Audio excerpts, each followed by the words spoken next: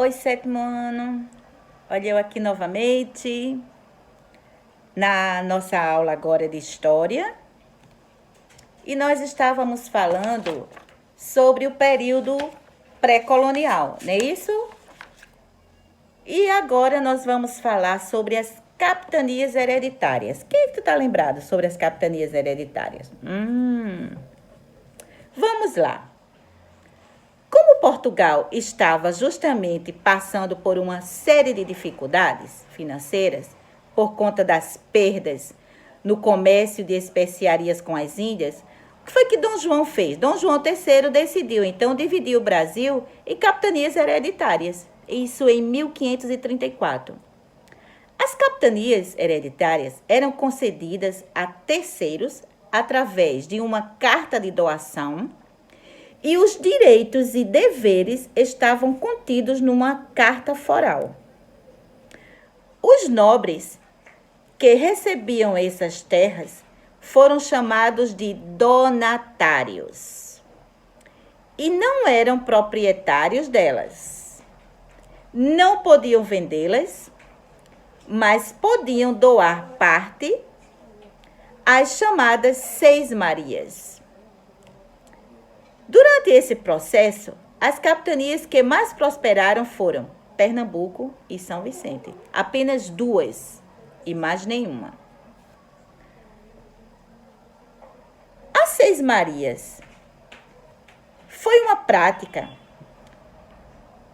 na Baixa Idade Média, quando foi lançada essa Lei das Seis Marias, que tinha, assim, por objetivo era o seguinte: estimular a agricultura ocupando áreas não cultivadas em virtude justamente de inúmeros conflitos daqueles períodos, porque tinha muita briga, muita confusão entre índios e portugueses, então foi feita essa Lei das Seis Marias.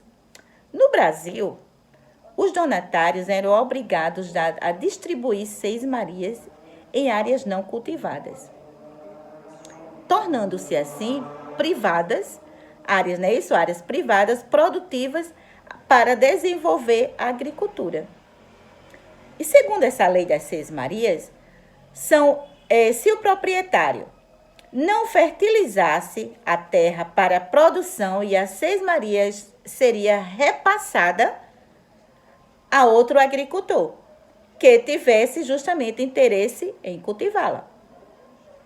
Realmente, essa aí foi uma ideia boa, né? Porque se eu o rei dava a terra e justamente aquela pessoa não cultivava, não botava aquela terra para prosperar, então o certo era passar para outra pessoa, não é isso? As capitanias hereditárias, elas não conseguiram prosperar todas, como esperado, salvos apenas duas, Pernambuco e São Vicente. Agora vamos ver por que o fracasso. Primeiro, falta de recurso, quer dizer, e investimento dos capitães donatários, quer dizer, não tinha dinheiro suficiente. A extensão das capitanias, que dificultava a exploração. As terras eram muito grandes e eles não tinham dinheiro suficiente, não tinham como cultivar. Falta de comunicação entre a colônia e a metrópole. E as dificuldades para manter a lavoura da cana-de-açúcar. E as revoltas dos grupos indígenas contra o colonizador. Então, tudo isso complicava para quem tinha terra e não tinha como levá-la adiante. No Brasil, esse sistema de capitania hereditária vigorou durante o período colonial. No início, isso do século XVI até o século XVIII, quando veio um novo sistema de hereditariedade que foi extinto pelo Marquês de Pombal. E aí, entenderam? Espero que sim. E na próxima aula, nós vamos dar continuidade. Tá legal? Tchau, tchau para vocês. Bom final de semana.